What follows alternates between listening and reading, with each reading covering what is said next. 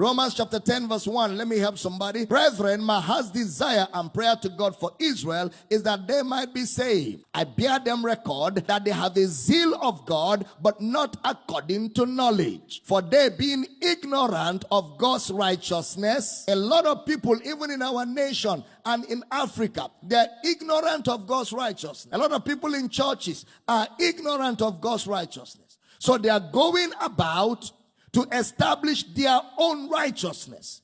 So they have not submitted themselves unto the righteousness of God. Next verse. For Christ is the end of the law for righteousness to everyone that believeth. Now let me read it for you from the Message translation. Believe me, friends, all I want for Israel is what's best for Israel. Salvation, nothing less. I want it with all my heart and pray to God for it all the time. I readily admit that the Jews are impressively energetic regarding God, but they are doing everything exactly backwards.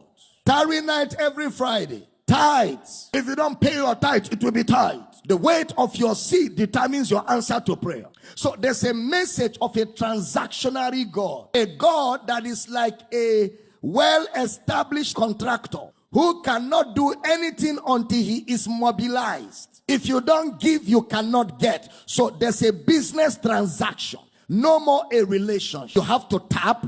You have to sow. Even when you pray, you must use something to corner God to answer. So we've been given an idea of an idol because it's in idol worship that you must give something to the deity for the deity to do something. A lot of us have not been liberated from African religion, from idol worship fully. We still come to God with the mindset of idol worship. We come to God with the mindset of African traditional religion. And sometimes some pastors are not also helping. They enshrine it the more. So you have to come with a red chicken, red fowl. You come with things to entice God. So you pray, but you're not sure God answered. So you bring a dangerous seed to slap God with it. You hear men of God tell you, if your offering does not move you, it cannot move God.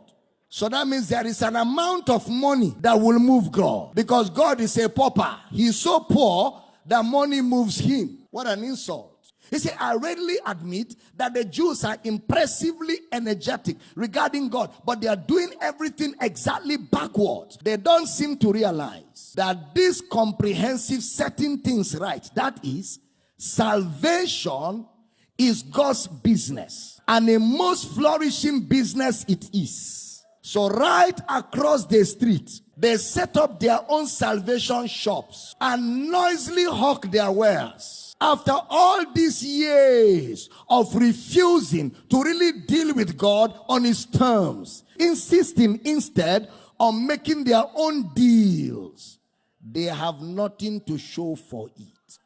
The earlier revelation was intended simply to get us ready for the Messiah, who then puts everything right for those who trust him to do it. No man by his works can be righteous. That's why Paul will say in Philippians chapter 3 verse 9, and be found in him, not having mine own righteousness, which is of the law, but that which is through the faith of Christ, the righteousness which is of God by faith. The Message translation of that verse. I didn't want some petty, inferior brand of righteousness that comes from keeping a list of rules when I could get the robust kind that comes from trusting Christ, God's own righteousness. Oh, glory to God.